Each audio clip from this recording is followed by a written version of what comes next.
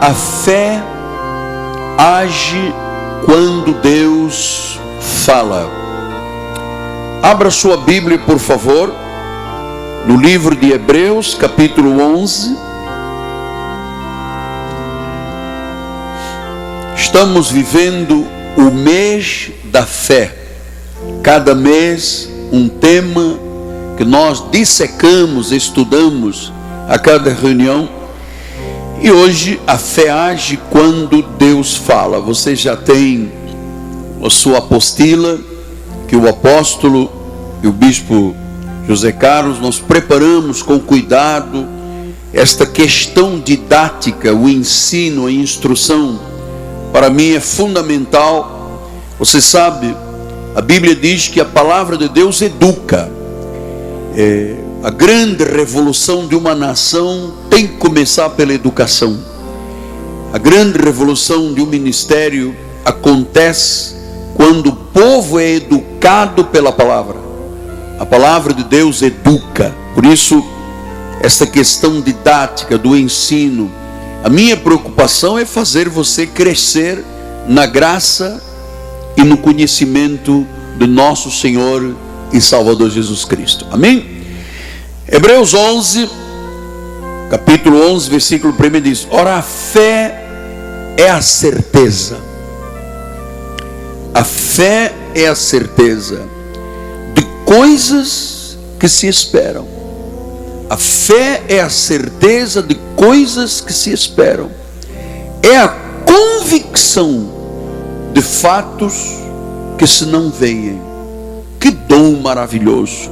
Vamos ouvir Deus falar, instruir, educar, disciplinar, admoestar a sua igreja através dos lábios do profeta do ministério. Oremos ao Senhor.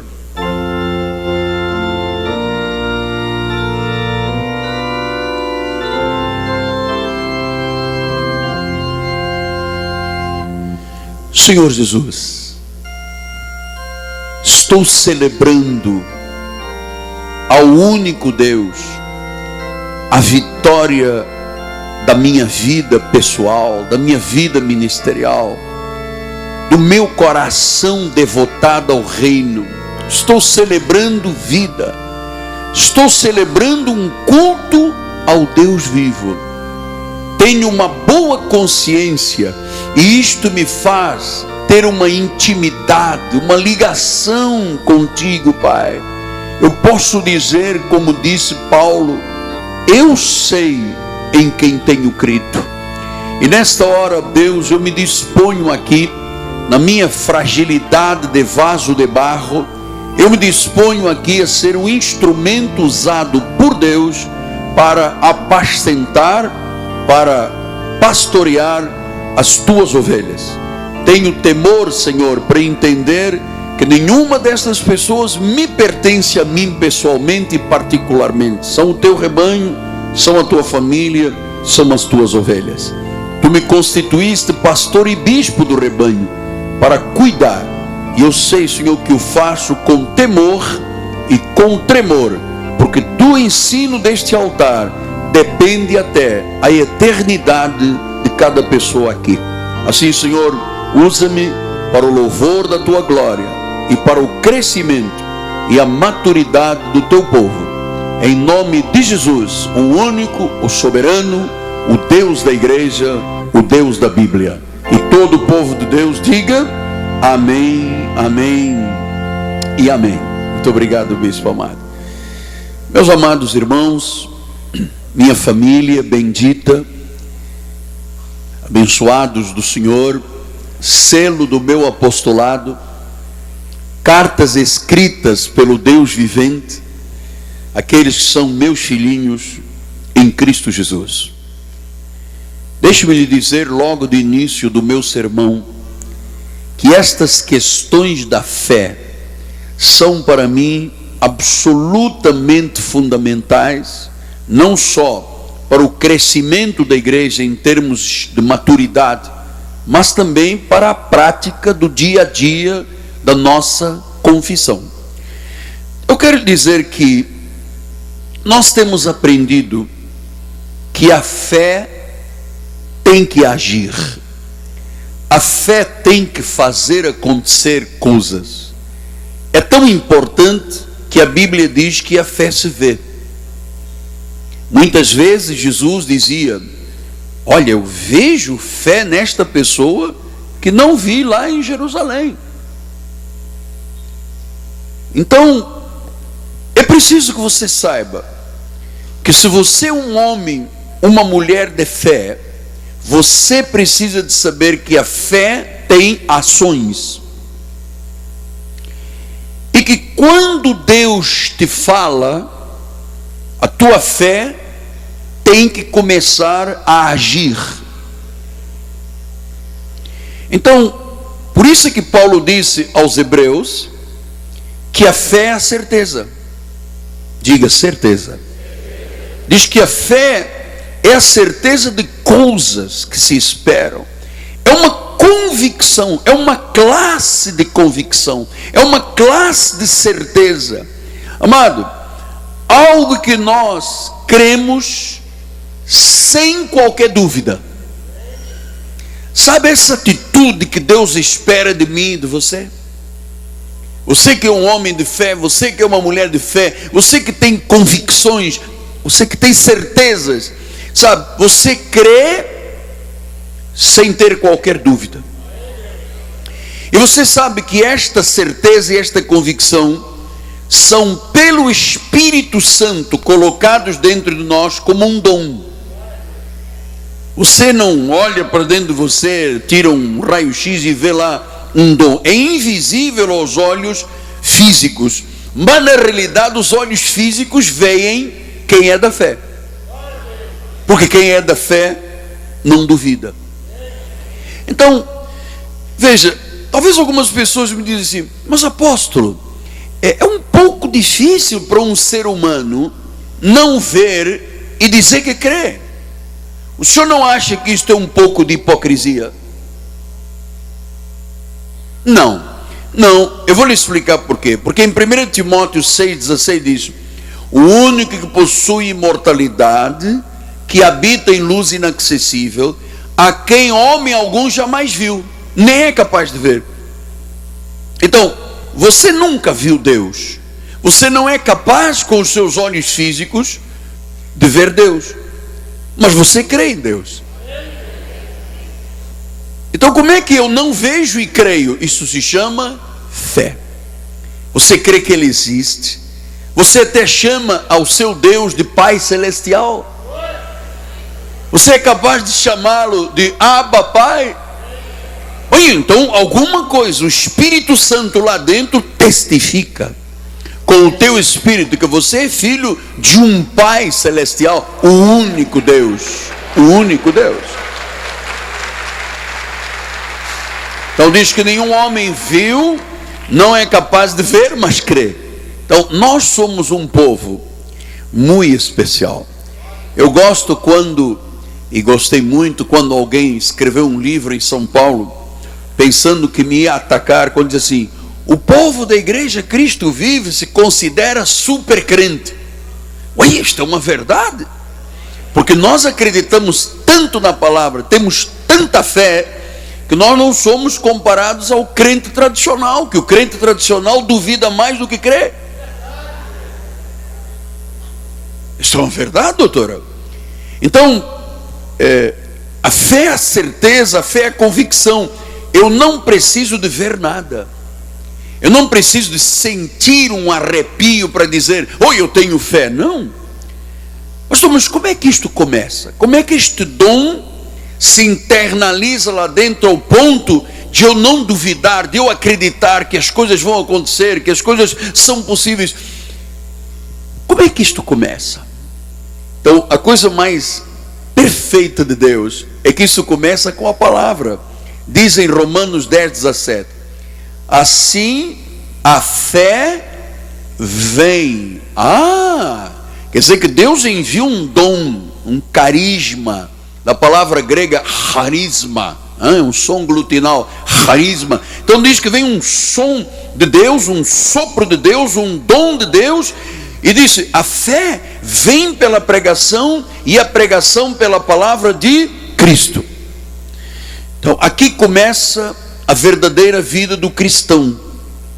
Quando você vê um pregador que está sendo usado e os seus lábios estão pregando a palavra de Cristo, quanto mais palavra, mais fé vem à vida da pessoa, mais convicção, mais certeza. Não há palavra, não há fé, não há convicção. Palavra, a fé vai tomando estrutura dentro da pessoa. Então diz, mas é preciso ser a palavra de Cristo. Não pode ser a minha palavra. Não pode ser a palavra de um guru. Não pode ser um pensador grego.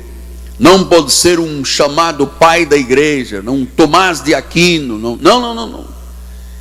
É a palavra de Cristo. Então, a palavra de Cristo gera em nós a fé. Mas não é fezinha. É um dom sobrenatural. O que te fez sair esta manhã da cama para vir à igreja foi um dom chamado fé. E olha, algumas pessoas aqui enfrentaram barras pesadas para chegar à igreja. Mas sabe, ninguém poderia demover deste fato. Eu vou à casa do meu pai, eu não abandono a minha congregação, eu estou debaixo deste apostolado, haja o que houver, eu vou vencer. Isto só pode ser um dom de Deus na tua vida.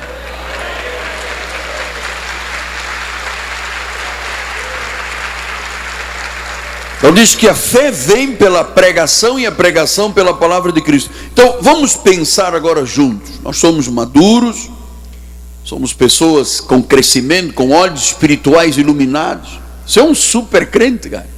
Porque esses crentes que duvidam de Deus, tem gente crente que crê mais no diabo do que em Deus. Mas eu vou mais adiante, tem até igrejas que falam mais do diabo que de Jesus Cristo. Então diz que a fé vem pela pregação. Olha a necessidade que você tem e eu tenho de entendermos que precisamos de ser instruídos com a palavra.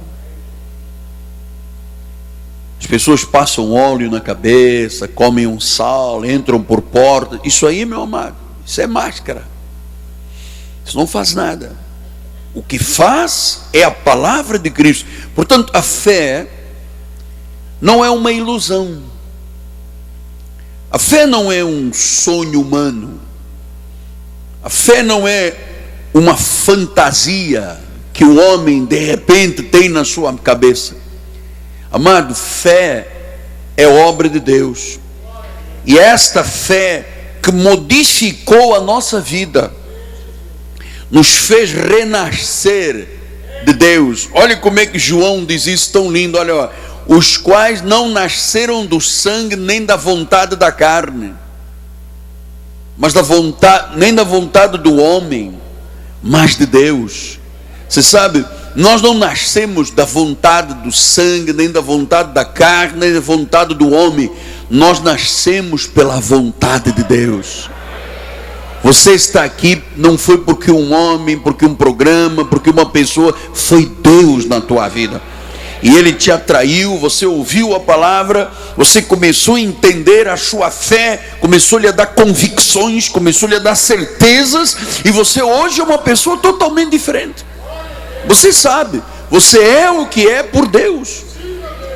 Então, você sabe, a fé, quando instalada, esse dom que vem pela palavra, mata definitivamente o nosso velho Adão. Nossa velha natureza se submete. Porque a nossa natureza antiga, ela é covarde, ela é mentirosa, ela é enganadora, ela, sabe, tem tendências obscuras. E Paulo disse que a fé modifica totalmente a vida de um homem, de uma mulher, transforma o coração. Olha, a pessoa da fé se nota logo pela forma como ela é generosa, né? A alma generosa. O que é a alma generosa? É um coração transformado. A realidade da fé nos fez ser pessoas diferentes, pessoas perdoadoras, temos um coração grande, dilatado, temos sentimentos nobres, temos uma mentalidade segundo a Bíblia Sagrada. Tudo foi transformado em nós pelo Espírito Santo através da fé. Agora, e quando a pessoa não tem fé. Porque uma coisa é a pessoa dizer: oi, eu tenho fé para jogar no bicho, eu tenho fé que vai acontecer. Não, isso aí é coisa da carne.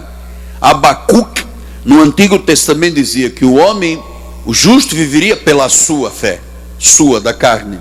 Mas no Novo Pacto não é mais pela sua, é pela fé dom. Pela graça sois salvos mediante a fé. Isso não vem de vós, é um dom de Deus. É um dom de Deus. Então, se a pessoa não tem este dom da fé, esta certeza, esta convicção, olha, amado, eu vou lhe dizer, anda às apalpadelas na vida.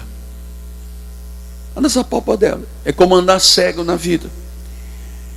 E normalmente uma pessoa que não tem fé, ela não encontra razão da vida. Você imagina que no Brasil, todos os anos, cerca de 55 mil pessoas se suicidam?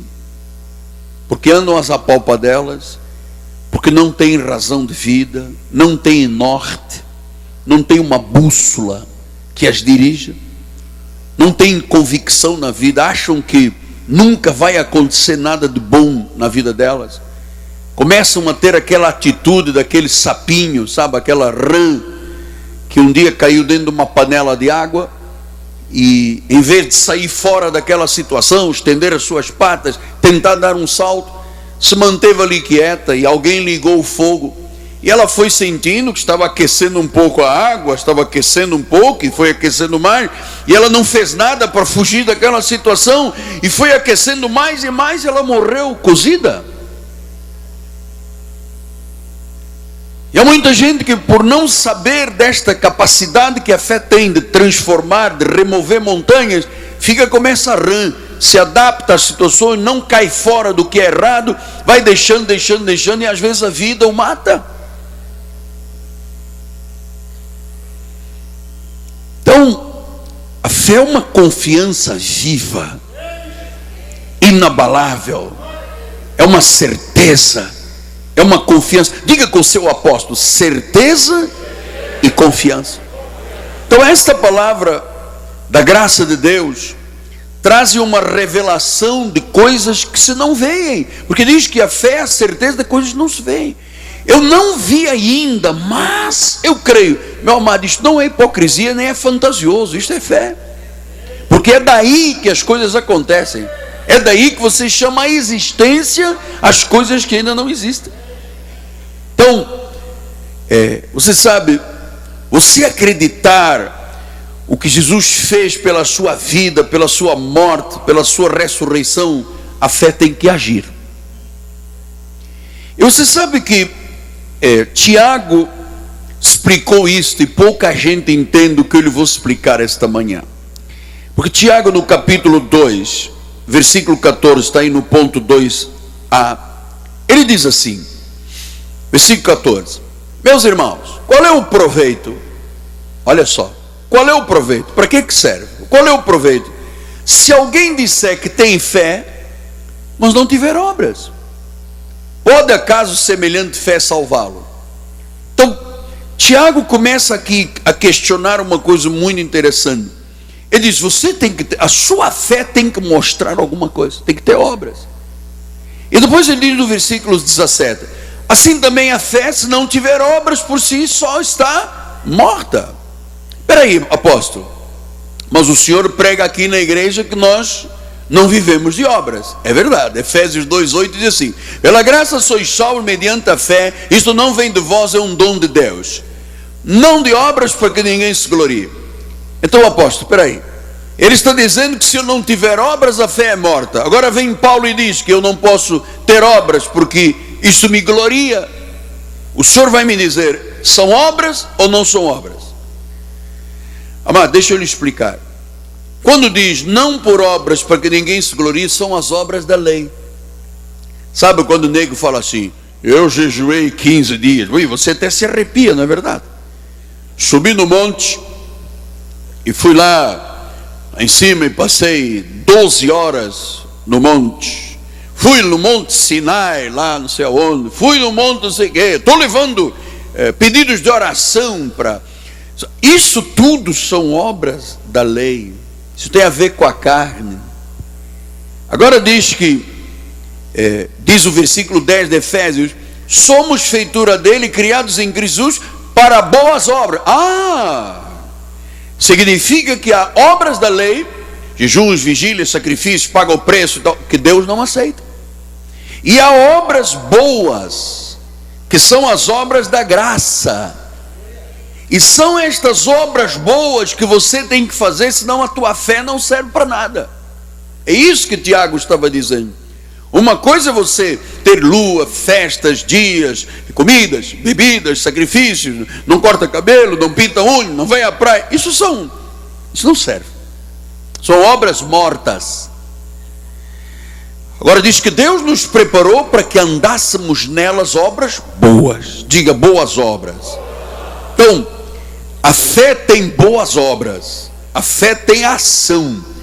O que nós fazemos tem que estar de acordo com aquilo que nós cremos e falamos. Por exemplo, estar aqui esta manhã é uma boa obra. Porque você não está aqui debaixo de pressão, ninguém te obrigou a nada, você está por fé, por liberdade, você já tem maturidade, você já compreendeu que sem isto você não vive.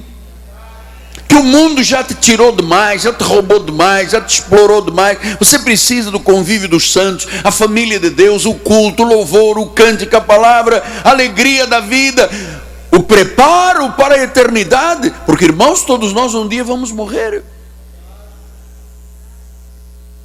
Então, a igreja te prepara pela fé para a vida vitoriosa aqui nesta terra e para que tu tenhas consciência da tua eternidade.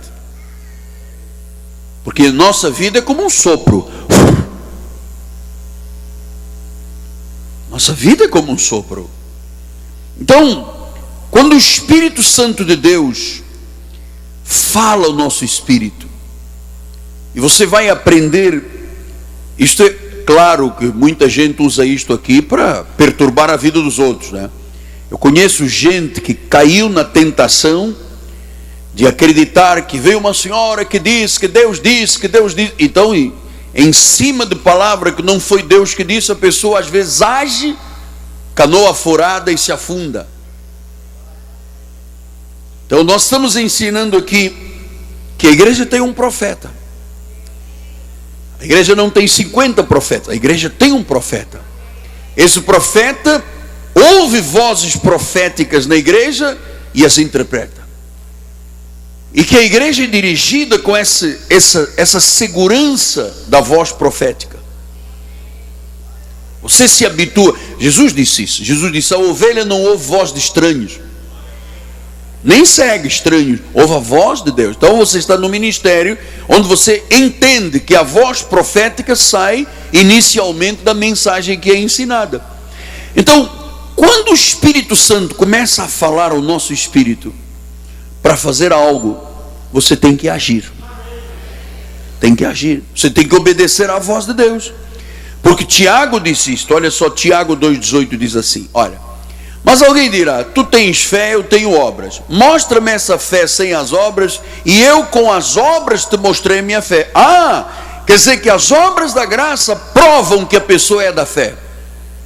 Evangelizar, pregar, dar testemunho. Você viu os irmãos cantando. Todas essas manifestações que não têm a ver com a carne são obras que mostram que a fé está agindo. Você está entendendo o que eu estou dizendo? Ou não está entendendo? Não, diga, eu estou entendendo, apóstolo. Diga, a fé que eu tenho, diga, é um dom. E com esta fé, eu tenho que agir. Se Deus me falar, eu tenho que agir. Então, é isso que eu lhe quero passar esta manhã. Você tem que agir. Não é só dizer eu creio em Deus. Porque olha o que diz o versículo 19 de Tiago, que é assustador. Crês tu que Deus é um só? Fazes bem. Até os demônios creem e tremem. E até o diabo crê, amado. Sabia disso? O problema não é dizer eu creio. O problema é, com este eu creio, começar a agir em cima do que Deus te falar. Aqui é que está a chave da questão. Então o segredo por exemplo, de se construir uma casa, uma vida sobre a rocha. O que disse Jesus? Eu já lhe mostrei há pouco, Mateus 7:24. Todo aquele que ouve as minhas palavras e as pratica. A pessoa da fé tem que praticar, tem que agir. Quantas coisas Deus te falou que você não fez até hoje? Você é da fé. Se você tem fé, Deus te fala e você não faz, a tua fé é morta, não serve para nada.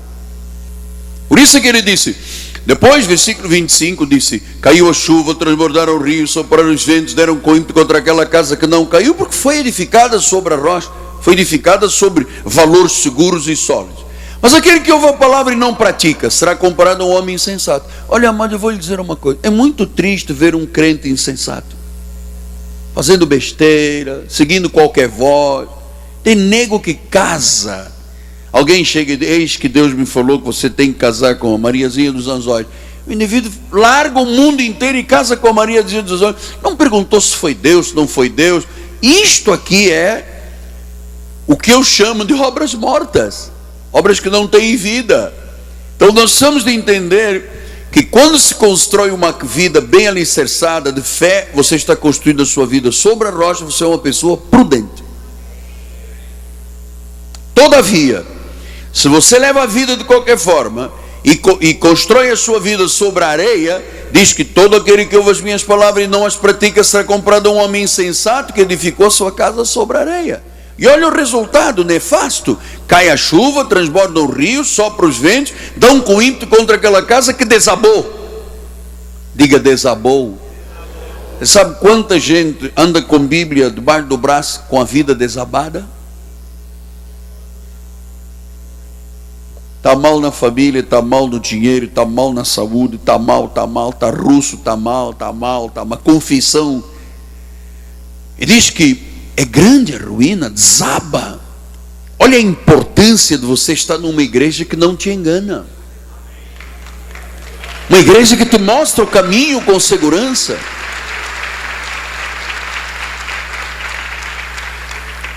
Então diz que desaba. Então Tiago diz isso em 2:20 a 23 assim: queres, pois, ficar certo ao homem insensato de que a fé sem obras é inoperante?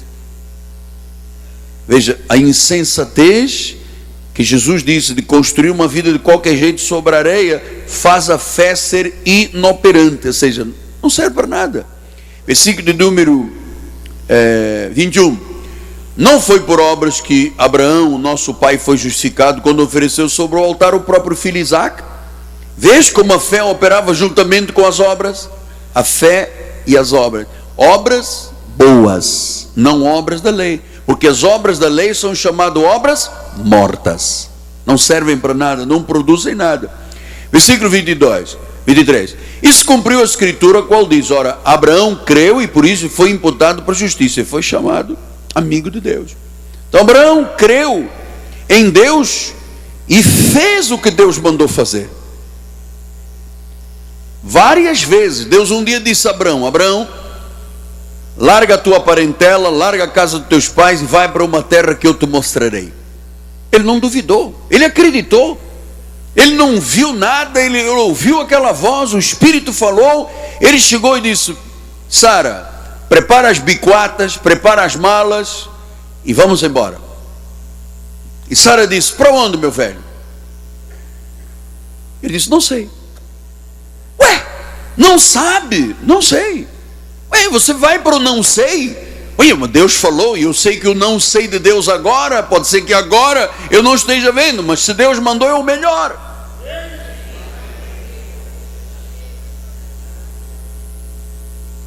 Mas Abraão, você acredita nesse ponto? Você vai largar aí a parentela, aqui todo mundo, e nós vamos para um lugar que você não sabe?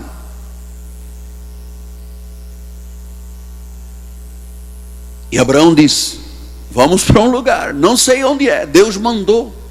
Sabe, há uma classe de fé e de certeza que quando Deus fala é o melhor. A vontade de Deus é boa, é perfeita e agradável. Por isso é que ele foi chamado amigo de Deus. Agora, houve um dia, amado, que Deus precisou de que Abraão mostrasse o seu verdadeiro caráter, e Deus o pôs à prova. Talvez esta seja uma das passagens, depois da morte de Jesus na cruz do Calvário, talvez esta seja uma das passagens mais intrigantes e instigantes da Bíblia Sagrada. Porque Abraão queria ter um filho, Deus prometeu a ele que ele seria o pai de muitas nações, ele já era um homem idoso, Sara não tinha mais costume nas mulheres, e Deus insistia dizendo: você vai ser o pai de muitas nações. Você sabe a história, quando nasceu Isaac, e um dia Deus disse: eu quero que esse homem mostre o seu verdadeiro caráter, eu vou pô-lo à prova. E no capítulo 22 de Gênesis, versículo 1 em diante, essa passagem é muito comovente, porque o filho da promessa, que ele teve com a esposa, depois Abraão teve mais 5 filhos com Quetura, mas Isaac era o filho da promessa. E um dia Deus disse, vamos ler lá, 22. Depois dessas coisas, pôs Deus Abraão à prova, ele disse: Abraão. E este lhe respondeu: eis-me aqui. Toma o teu filho, teu único filho Isaque, a quem amas, e vai-te à terra de Moriá, e oferece-o ali em holocausto, sobre um dos montes que eu te mostrarei. Parece um negócio fora dos eixos. Espera aí. Então o homem espera quase 100 anos para ter um filho. O filho da velhice dele. Deus faz um milagre, restaura o aparelho reprodutor de Sara, faz o homem voltar a ter virilidade, tiveram um filho, e agora Deus disse: pega o seu filho, leve ao monte e sacrifique-o. Pastor, alguém aí tomou alguma coisa que não devia. Matar o filho da promessa. Diz o versículo número 3: levantou-se, pois, Abraão de madrugada, tendo preparado o jumento, tomou os 2 dos seus servos e a Isaque seu filho, rachou lenha para o holocausto e foi para o lugar que Deus lhe havia indicado. Ao 3º dia, erguendo Abraão os olhos, viu o lugar de longe. Versículo 5: então disse aos seus servos: esperai aqui com o jumento, eu e o rapaz iremos até lá, e havendo adorado, voltaremos para junto de vós. Você sabe, a Bíblia não mostra não há nenhuma descrição que fala dos pensamentos de Abraão ou de Sara na ordem de Deus. Deus disse: pega o seu filho, leve-o ao monte e imole-o, corte-lhe a cabeça, o pescoço e queime-o. Abraão não discutiu com Sara, não perguntou a opinião de um irmão da igreja fulano de tal. Ele disse: peraí, eu sou de Deus e com Deus não se brinca, e Deus não é louco para fazer um pedido desses e não acontecer nada que não seja a morte do meu filho. Eu tenho certeza que nós vamos voltar, nós vamos tornar a vós outros. Ele acreditava em alguma coisa, que alguma coisa iria acontecer nesse ínterim. Mas a Bíblia não diz que ele murmurou, que ele contra-atacou, que ele disse: eu vou me embora da igreja. Ele não disse. Ele pegou os 2 empregados, pegou o filho e disse: olha, vamos lá, meu filho, que Deus mandou fazer um sacrifício no monte. Mas ele, dentro do seu coração, sempre ouvia Deus falar: de Isaque formarás uma nação. Foi o que Deus disse. Hebreus 11, 17 e 19 diz isso. Pela fé, Abraão, quando posto à prova, ofereceu Isaque. Estava mesmo para sacrificar o seu unigênito, aquele que acolheu alegremente as promessas, a quem se tinha dito: em Isaque será chamada a tua descendência, porque considerou que Deus era poderoso para ressuscitá-lo dentre os mortos, de onde também figuradamente o recobrou. Então ele disse: olha, ou ele não morrerá, Deus vai fazer alguma coisa no meio disso, ou se ele morrer, ele vai ressuscitar. Ele tinha convicção, ele acreditava em Deus. E eu vou te dizer, um amado do meu coração, meu filho, minha filha, você tem que acreditar em Deus, porque todos os dias nós somos postos à prova. Todos os dias eu tenho uma prova na minha vida. E se no primeiro vento, na primeira ordem de Deus, eu começar a dizer, eu abandono, eu pulo do barco, eu não quero saber, atire-me ao mar, eu não sou cristão nada, minha fé não vale nada. Eu fico indignado quando alguém me diz, eu vou sair da igreja.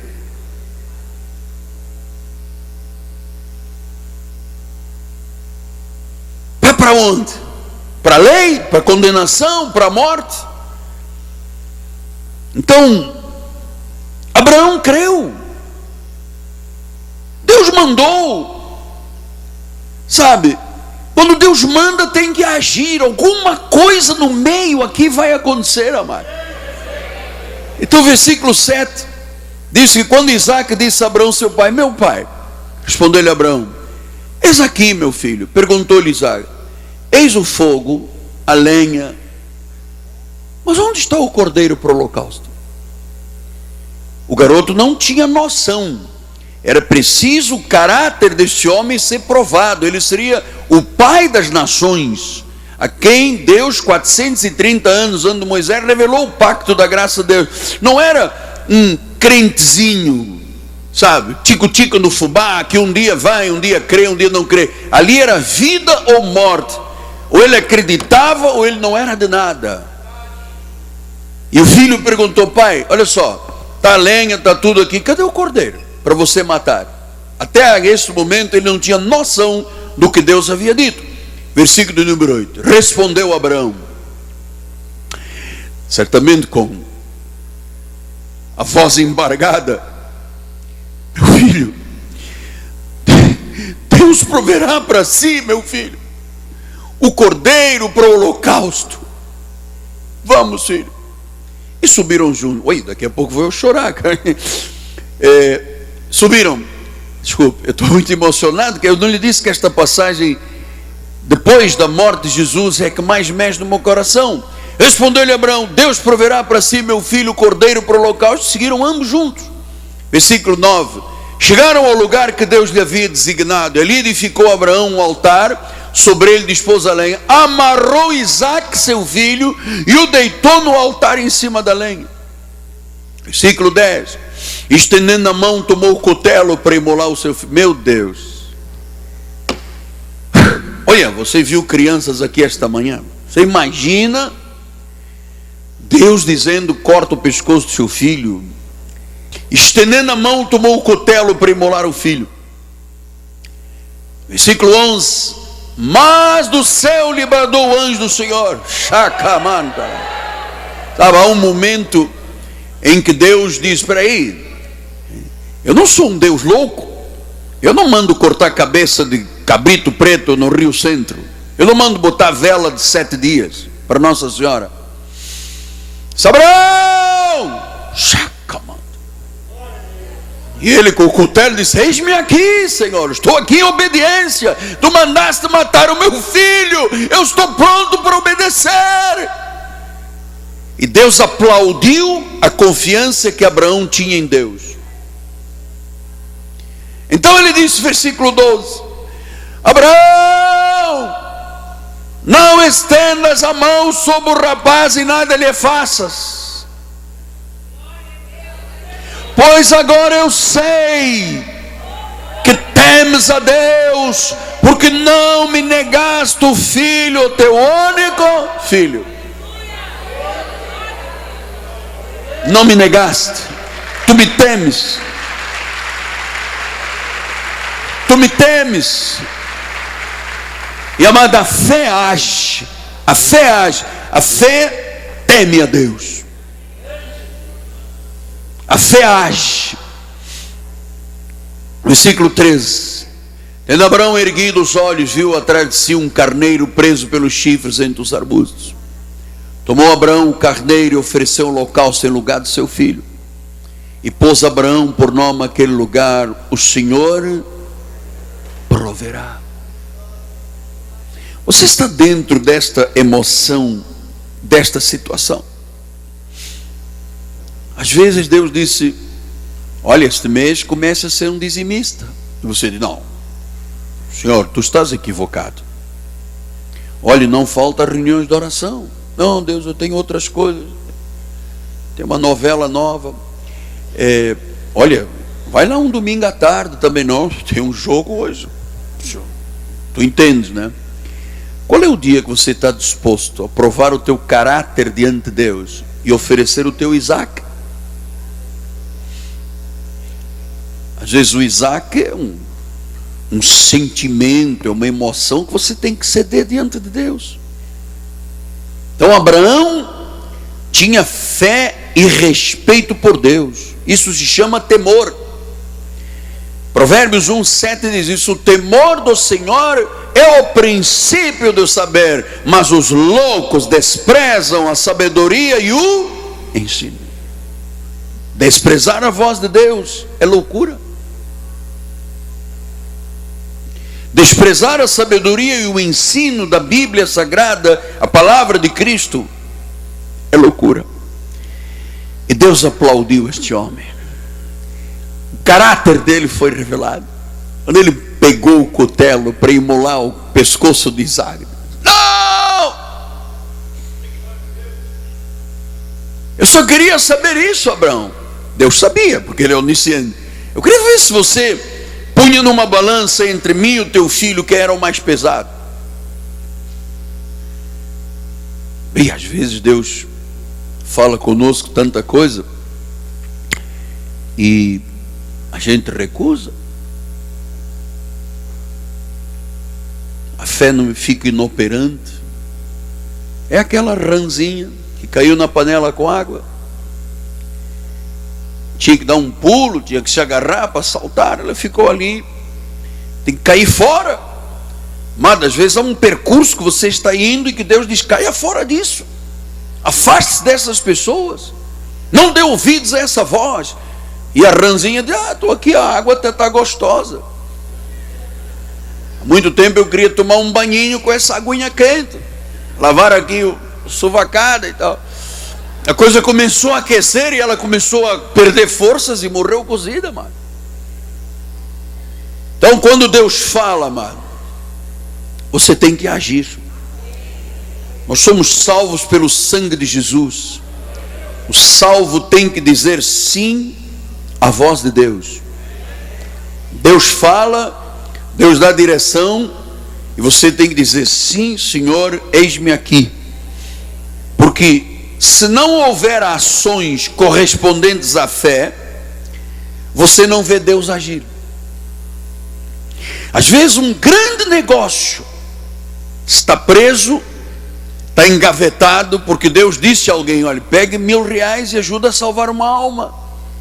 E eu vou te desprender aí um grande negócio. A pessoa diz: ei, R$1.000, o apóstolo se desvia, perde a salvação. Parece um companheiro nosso, há muitos anos atrás, um grande advogado me procurou, evangélico de uma origem judia, e ele disse: apóstolo, eu tenho uma causa em Brasília muito grande, mas está presa lá, já lá vão uns 10 ou 20 anos, sei lá, e se eu ganhar essa causa, eu venho aqui no dia seguinte com o dízimo. Estávamos numa igreja na Zona Sul, e Deus honrou, uma coisa assim extraordinária, inexplicável. Uma semana depois que começamos a orar, Deus, por sua misericórdia, não foram as minhas orações, foi a misericórdia de Deus, liberou a causa. Este homem ganhou $300 milhões. $300 milhões. Era uma causa.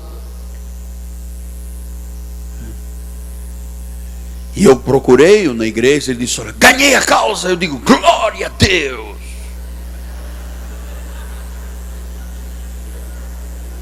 Esperei aquele gesto dele, né? O cheque, né? Ele pediu, estava preso há 10 ou 20 anos.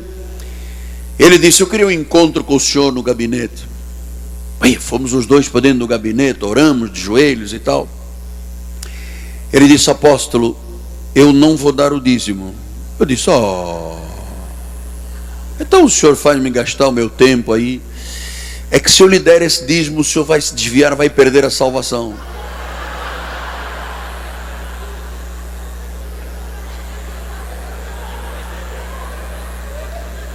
Depois eu é que sou português, né? Tá bom. Aí eu vou perder a salvação. Ah, sim, Deus me falou que o senhor vai perder. Ah, Deus te falou. Tá bom. Graça e paz, amado. Siga a sua vida. Olha, tem muita gente querendo enganar a Deus, cara. Na hora do caráter provado, se não houver ações correspondentes da fé, ninguém vê Deus agir. E por que Deus agiu neste caso? Para que ficasse patente para toda a comunidade que ali estava uma pessoa cujo caráter era duvidoso. Milagres não acontecem até que se haja por fé. Se lembra um dia, um anjo foi ter com uma menina de 16 anos e disse: Maria. Ele disse: pois não, quem é? Sou eu, anjo. Oi, onde está? Ah, anjo, pois não. Você vai ser mãe. Eu? Fala baixo, cara, não tem nem sequer relações. Você vai ser mãe, você vai ter um filho, o nome dele chama-se Jesus, ele será do trono de Davi, ele será chamado do Altíssimo. E diz o versículo, capítulo 1, versículo 38. Então Maria disse: isso é uma mentira, isso é um engano, não acredita em nada do que você disse, anjo, nem sei se você existe. Então disse Maria: aqui está a serva do Senhor, que se cumpra em mim conforme a tua.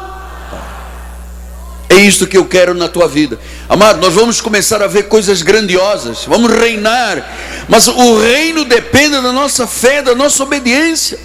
Amado, tudo na vida pertence a Deus, tudo vem dele. Jó 33:4 diz: o Espírito de Deus me fez e o sopro do Todo-Poderoso me dá a vida. Atos 17, 28, 29. Pois nele vivemos, nele movemos, nele existimos, como alguns dos vossos poetas têm dito, dele também somos geração. Então, amado, nós somos de Deus, e Deus quer responder à nossa fé com a sua bondade, com a sua integridade, com o seu favor. Mas é preciso você saber que a fé não pode ser inoperante.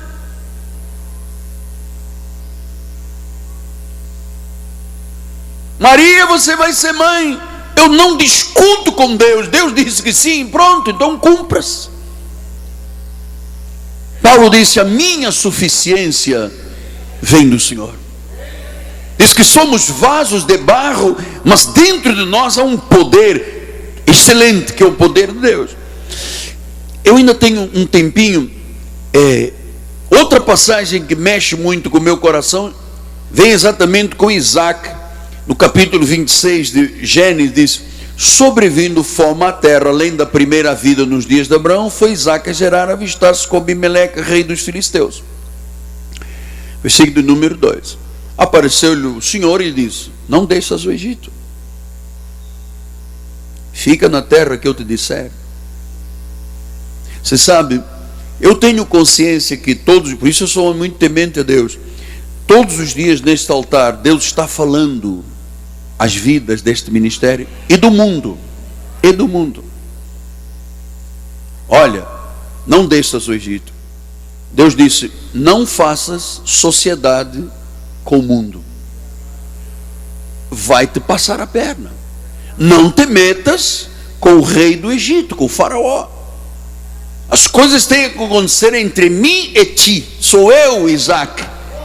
Você é descendência de Abraão, você tem a bênção de Abraão. Eu faço as coisas acontecer. Fica na terra. Deus diz: não case com aquela pessoa que não é da luz, não é da fé, não é da igreja, não tem aprovação das famílias, não é aprovação da liderança da igreja. A pessoa casa.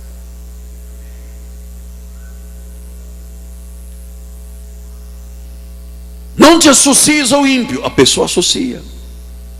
Não tornes avalista de alguém, e você torna. Então Deus disse: não vá, fica aqui. Versículo 3. Habita nela, eu vou ser contigo, eu te abençoarei, porque de ti e da tua descendência darei todas estas terras e confirmarei o juramento que fiz a Abraão teu pai. Ouça, amado, as nossas raízes espirituais são históricas.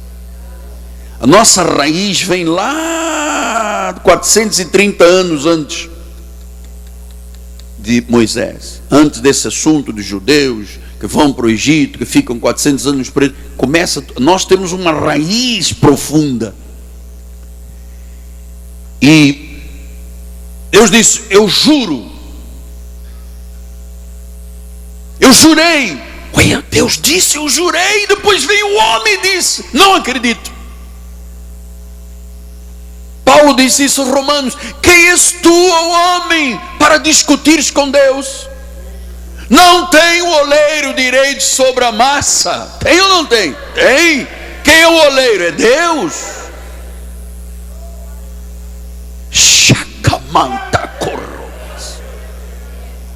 Então diz: fica, eu jurei, eu vou te abençoar. Amado, Deus jurou. Sabe, amado, você está numa igreja histórica. Deus disse numa profecia, eu já estou farto de passar isso aqui na igreja: Miguel Ângelo, o ministério vai ser um ministério além de fronteiras. Eu vou te dar a ti tudo pessoalmente. Deus mostrou a segurança desse ministério. Fica, é aqui que as coisas têm que acontecer. As coisas têm que ser demovidas, abertas, fechadas, sabe, o milagre é aqui. Então disse, versículo adiante, disse: multiplicarei a tua descendência como as estrelas do céu, darei estas terras, na tua descendência serão abençoadas todas as nações da terra. Porque Abraão obedeceu a minha palavra e guardou os meus mandados, os meus preceitos, os meus estatutos e as minhas leis. Veja, o filho estava se beneficiando do que Deus fez com o pai.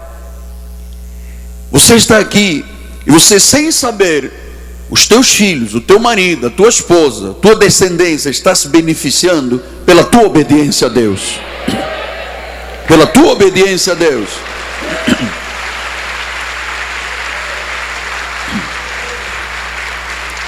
Agora, isso tudo não aconteceria absolutamente nada se não viesse o versículo 6. Isaac, pois, ficou em Gerar. Agiu, obedeceu. Isaac ficou. Deus disse: não vá, não se meta com o rei Abimeleque, nada, no mundo, acredita em mim. Eu já fiz isso com o teu pai, eu já jurei a Abraão, teu lugar é aqui, não te ponha em aventuras. Não ouça outra voz. Diz que Isaac ficou em Gerar. Ele poderia ter dito: quer saber uma coisa? Quer lá saber se você diz que meu pai é meu pai, eu tenho um sonho, você morre com meu pai. Não te metas com Deus, amado. Amado, não se meta com erros com Deus. Com Deus não se zomba. O que o homem semear, o homem colherá. E se você praticar uma injustiça, você colherá o troco da injustiça, porque com os seus não faz exceção. Ficou. Isaac acreditou no que Deus falou. E você? Você acha que, não, eu estou aqui para engordar pastores? Não, por favor. Eu dou o meu dízimo na mão dele, ele faça o que quiser, ele vai prestar contas a Deus. Não traga a igreja. Isso é dinheiro amaldiçoado. A Bíblia diz: dê com alegria. Dê com alegria. Você dá a Deus porque Deus te deu a semente. Não fique dizendo agora: eu dou na mão dele, ele faça o que quiser, ele vai prestar contas a Deus. Mais do que você sabe quem presta contas a Deus, eu sei. Eu sei da responsabilidade de eu estar sobre este altar. E se há lei que diz, você aqui não tem que temer nada. Eu tenho consciência que se um dia eu entrasse em rota de colisão com Deus, eu morreria na mesma hora. Então, ninguém precisa dar lição de temor, porque eu tenho temor suficiente. Diz que ficou. Agora ficou, vamos ver o resultado da fé. Vamos lá, versículo 12, igreja, vamos lá, todo mundo entusiasmado. Ninguém está entusiasmado, sou eu. Tá bom, eu creio, eu vou receber. Semeou Isaac naquela terra e no mesmo ano recolheu 100 por 1, porque o Senhor o abençoava. Sabe por que Deus o abençoou? Porque ele ficou em Gerar. Porque ele obedeceu, porque ele agiu em cima da voz de Deus. Pastor, e termina a história por aí? Não. Enriqueceu-se o homem, prosperou, ficou riquíssimo, possuía ovelhas, bois, grande número de servos, de maneira que os filisteus Chacamanta corromante levacei. Disse, tinham inveja. Tinham inveja por quê? Porque ele foi capaz de obedecer a Deus, que ele foi capaz de mostrar o seu caráter. Então, meu amado, numa terra onde havia fome, miséria, necessidade, não chovia, não havia nada para comer, ele foi semear. Por quê? Porque Deus mandou semear. E eu vou lhe dizer, ele só semeia no momento de crise quem crê em Deus. Só aquele que age porque Deus disse. Deus disse, não deixa o Egito. Ele disse, eu vou ficar, eu vou apostar nesse negócio, eu vou jogar as minhas fichas. Então, disse em Gênesis 26, 12, que ele recebeu 100 por 1. Ele ficou onde Deus mandou, ele creu, ele obedeceu à voz de Deus. Sabe, tem outras passagens, e eu criei nestes 5 minutos, porque Deus disse, o profeta é que tem que ensinar a igreja a agir. Sabe, um dia, o exército de Deus ia se deslocando, entraram numa área desértica, onde não havia água, não chovia, os cavalos, os soldados, todo mundo passando mal. E em 2 de Reis 3, 9 diz assim, partiram o rei de Israel, o rei de Judá, o rei de Edom, após 7 dias de marcha, não havia água para o exército, nem para o gado, para os que seguiam. Então disse o rei de Israel, Senhor, chamou 3 reis para os entregar nas mãos de Moabe. Perguntou, porém, Josafá, não há aqui um profeta do Senhor, para que consultemos o Senhor por meio dele? Respondeu um dos servos do rei, aqui está Eliseu, filho de Safate, que deitava água sobre as mãos de Elias. Disse Josafá, está com ele a palavra do Senhor. Há um profeta? Temos. Está com ele a palavra. Vamos acreditar. Então o rei de Israel, Josafá e o rei de Edom desceram ter com ele. Mas Eliseu disse ao rei de Israel, que tenho eu contigo, vai aos profetas do teu pai, aos profetas da tua mãe. Mas o rei de Israel disse, não, o Senhor é quem chamou estes 3 reis para entregar nas mãos de Moabe. Disse Eliseu, tão certo como vive o Senhor dos exércitos, em cuja presença estou, se eu não respeitasse a presença de Josafá, rei de Judá, e não daria atenção, nem te contemplaria. Ora, pois, trazei-me um tangedor. Você sabe, o louvor da igreja tem esta capacidade. O louvor da igreja não é chegar aqui e cantar. Graças a Deus pelos dirigentes de louvor do nosso ministério, os músicos sabem. O louvor e a música prepara o momento da igreja para ouvir a voz de Deus. A unção profética. Então ele diz, traz um tangedor. Quando o tangedor tocava, veio o poder de Deus sobre Eliseu. E este disse, assim diz o Senhor, fazei neste vale covas e covas. Porque assim diz o Senhor, não sentireis vento, não vereis chuva, todavia este vale se encherá de tanta água, que bebereis vós, o vosso gado e os vossos animais. E isso ainda há pouco aos olhos do Senhor, da maneira que também entregará Moabe nas vossas mãos. Ferireis todas as cidades fortificadas, todas as cidades principais, todos os boavos cortareis, tapareis todas as fontes de água, danificareis com pedras os bons campos. Versículo 20, pela manhã, ao apresentar-se a oferta de manjares, eis que vinham as águas pelo caminho de Edom, e a terra se encheu de água. A terra se encheu de água. A terra se encheu de água. Então, o profeta ensina a igreja como agir. Fazei covas. Crie expectativa. Porque a provisão, o milagre é resultado da fé. Então, uma decisão que você tome muda a direção da sua vida. Amado, tenha coragem moral de escolher sempre a vontade de Deus. Seja persistente. Amado, ninguém vai longe sem persistência. Amado, não vacile, não procrastine, não seja inseguro, não seja indeciso. As coisas não acontecem do nada, amado. É na tua determinação, é na tua iniciativa, é naquele momento em que você diz, eu creio, eu vou obedecer. É nessa hora que Deus age. O verdadeiro crente não conhece derrota, conhece provas e oportunidades de ver Deus agir. Amado, todos os teus sonhos guardados na tua alma vão se tornar realidade. A casa que tu sonhaste, tu vais comprar. O salário que tu sonhaste, tu vais ganhar. A quantia no banco para o teu futuro. A viagem dos teus sonhos. Aquela situação que você deseja ocupar na vida social deste país vai chegar nas tuas mãos. Envolve-te.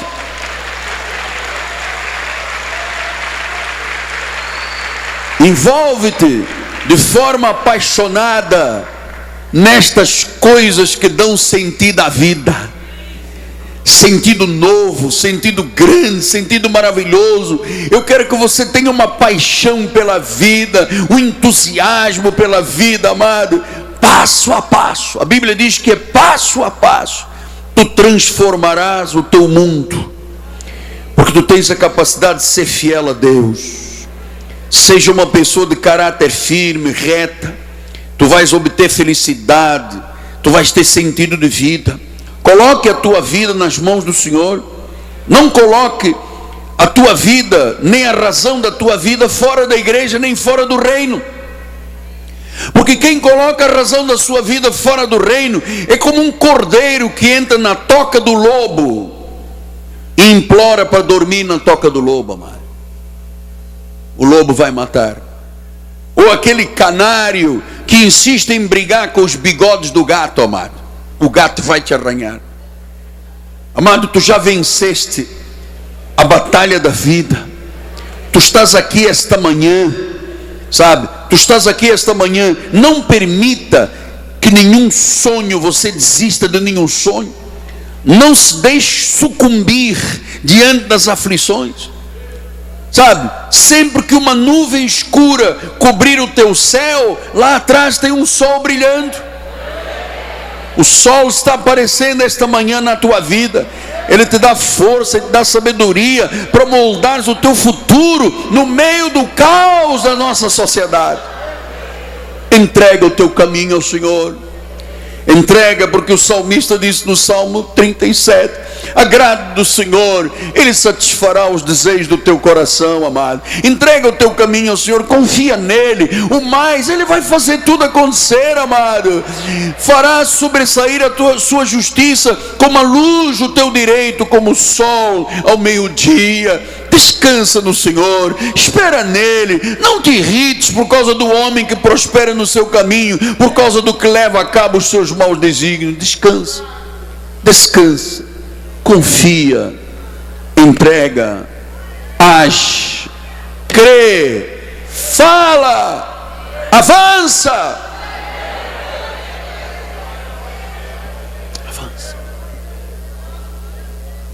Ele pode fazer infinitamente mais do que pedimos ou pensamos. Às vezes Deus disse: me dê o seu Isaac.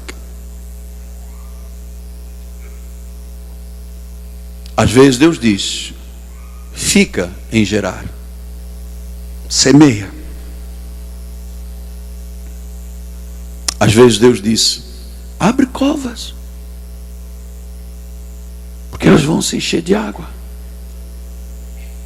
A provisão, a abundância, o milagre. Senhor Jesus, ensinei a tua igreja, Pai, que a fé age quando Deus fala. E Deus está falando muita gente aqui esta manhã, para que sejam fiéis. Deus está falando a algumas pessoas: não saia sem semear hoje, para colher 100 por 1. Pega o seu envelope, seu cartão, tome uma atitude de fé. Deus está falando: prepara covas e covas, amado, porque a provisão é grande. Deus está dizendo a alguns: não falta os cultos. Olha a reunião de oração, olha o estudo bíblico, olha a tua vida. A vida vai passar rápido. Olha a voz de Deus. Você que está assistindo pela internet, que está guardando algo tremendamente grande, você precisa pegar o seu telefone agora e ligar para nós pelo 30 17 90 90 021 Rio de Janeiro, e semear uma grande semente que você nunca semeou na vida, porque Deus está te falando. Deus está usando o profeta para um resgate de vida, para um acerto com Deus, para um novo começo.